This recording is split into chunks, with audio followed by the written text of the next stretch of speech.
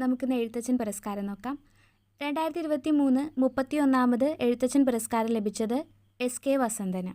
അദ്ദേഹത്തിൻ്റെ പ്രധാന കൃതികൾ അരക്കില്ലം, എൻ്റെ ഗ്രാമം എൻ്റെ ജനത, കേരള സാംസ്കാരിക ചരിത്ര നിഘണ്ടു, നമ്മൾ നടന്ന വഴികൾ, പടിഞ്ഞാറൻ കാവ്യമീമാംസ. 2022 30ാമത് പുരസ്കാരം ലഭിച്ചത് സേതുവിനാണ്. അദ്ദേഹത്തിൻ്റെ ആത്മകഥ അക്കങ്ങളിൽ കൊത്തിയ അക്ഷരങ്ങൾ. അദ്ദേഹത്തിൻ്റെ മറ്റ് കൃതികളാണ് മറുപിറവി, ചേക്കുട്ടി, നിയോഗം, അടയാളങ്ങൾ, കൈമുദ്രകൾ. 2021 29ാമത് എഴുത്തച്ഛൻ പുരസ്കാരം ലഭിക്കുന്നത് പി വത്സലയ്ക്കാണ്. പി വത്സല അന്തരിക്കുന്നത് 2023 നവംബർ 21 ഓർത്തിരിക്കുക. പി വത്സലയുടെ ആത്മകഥയാണ് കിളിക്കാലം ചോദിച്ചിട്ടുണ്ട്. മറ്റ് കൃതികൾ ആഗ്നേയം, കൂമൻകൊല്ലി, നെല്ല്, ചിത്രലേഖ, തകർച്ച, നിഴലുറങ്ങുന്ന വഴികൾ.